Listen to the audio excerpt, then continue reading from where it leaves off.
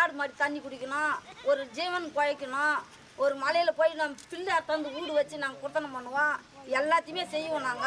நாங்கள் எங்கே பார்த்து நாங்கள் கம்பெனிக்கே அவங்கள படித்தவங்களாம் வேலைக்கு போக சொல்லிங்க.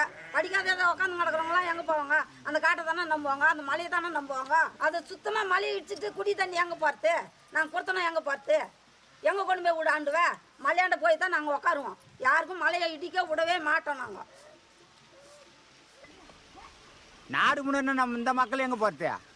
இங்கே வந்து 3 லட்சம் 4 லட்சம் பேர் இருக்கிறாங்களா? 63 கிராமம் பாதிக்குது. எங்கே போகிறது மஞ்சனமா? ஒரு கிராமம் இல்லை, 2 கிராமம் இல்லை, 63 கிராமம் பாதிக்குது. இங்கே மலையை எடுத்தாக்கா 20 கிலோமீட்டர் தொலைவு அடிக்குதான்.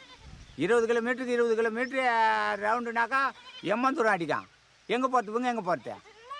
நாடு முன்னேறணுன்ற இப்போ இது சுதந்திரம் வாங்கினதுலேருந்து இப்போ நாடு முன்னேறிங்குதா? நாடு அழிஞ்சுன்னு தாங்குது.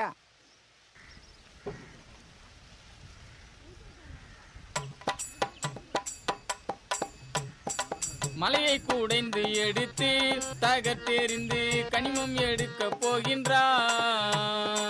மலையை கூடைந்து எடுத்து தகர்த்தெறிந்து கனிமம் எடுக்க போகின்றார். மலையை கூடைத்து எறிந்து தகர்த்தெறிந்து கனிமம் எடுக்க போகின்றார். மலையை கூடைத்து எறிந்து தகர்த்தெறிந்து கனிமம் எடுக்க போகின்றார்.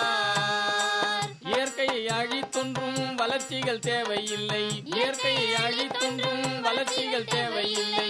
இருப்பதை தாரை வார்த்து இரும்பொன்றும் தேவையில்லை.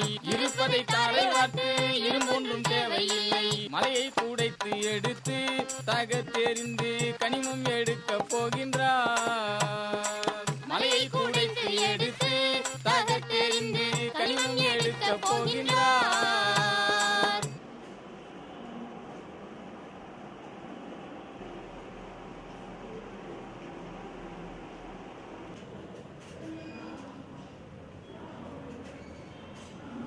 ஒரு குழந்தைகிட்ட ஒரு இயற்கை காட்சியை வரைய சொன்னால் அது வந்து ஒரு மலையை வரையும், அந்த மலையில் உதிக்கிற சூரியனை வரையும், ஒரு ஆறு, அந்த மலையடி வாரத்தில் வயல்வெளிகள், பூக்கள், பறவைகள், ஒரு வீடு, இப்படியான ஒரு காட்சியை தான் வரையும். நம்மளும் சின்ன வயசில் அதே மாதிரியான ஒரு இயற்கை காட்சியை தான் வரைஞ்சிருந்திருப்போம்.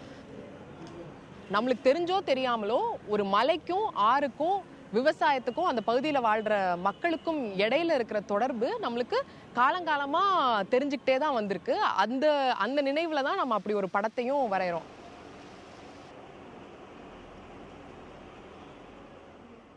நம்மள ஒரு சில பேர் அந்த மாதிரியான ஒரு சூழல்ல வளர்ந்துருக்கலாம், வளராமல் இருந்திருக்கலாம். ஆனால் இயற்கை காட்சினா நம்ம மனசில் நிற்கிறது இதுதான்.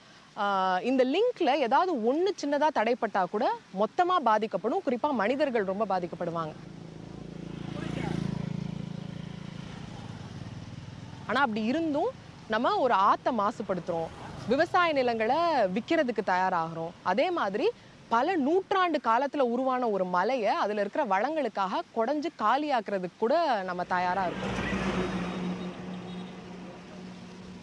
கடந்த 10-20 ஆண்டுகளில் மலைகளில் இருக்கிற வளங்களுக்காக, மலைகளை சுரங்கங்களுக்காக எடுக்கிற பிரச்சனை வந்து தொடர்ந்து பேசப்பட்டு வந்துகிட்டே இருந்திருக்கு. நாடு முழுக்க நிறைய மலைகளை குடையணும் அப்படின்னு தனியார் நிறுவனங்கள் கேட்குறதும், அதுக்கு அந்த பகுதியில் இருக்கிற மக்கள் போராடுறதும் தொடர்ந்து நடந்துக்கிட்டே தான் இருக்கு.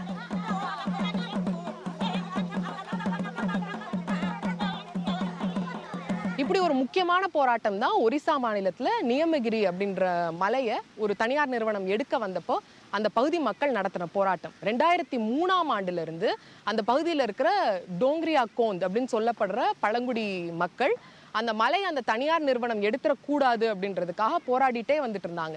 2013ஆம் ஆண்டு அந்த வழக்கில் ரொம்ப முக்கியமான ஒரு தீர்ப்பை இந்தியாவோட உச்சநீதிமன்றம் வழங்குச்சு. அந்த பகுதியில் இருக்கிற மக்கள் முடிவெடுத்தால் மட்டுமே அந்த மலையை அந்த தனியார் நிறுவனம் சுரங்கத்துக்காக எடுக்க முடியும் அப்படின்றது தான் அந்த தீர்ப்பு. உண்மையிலேயே இது போராடிட்டு வந்துட்டு இருந்த மக்களோட வாழ்க்கைக்கு ரொம்ப ரொம்ப முக்கியமான தீர்ப்பு.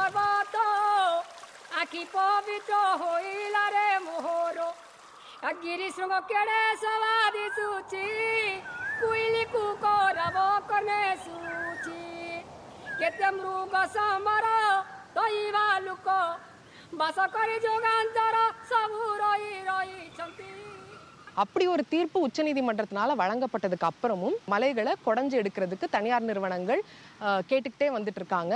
அதை மக்கள் எதிர்த்துக்கிட்டே இருக்காங்க. மலையை குடைந்து எடுத்து தகத்தெறிந்து கனிமம் எடுக்க போகின்றார். மலையை குடைந்து எடுத்து தகத்தெறிந்து கனிமம் எடுக்க போகின்றார்.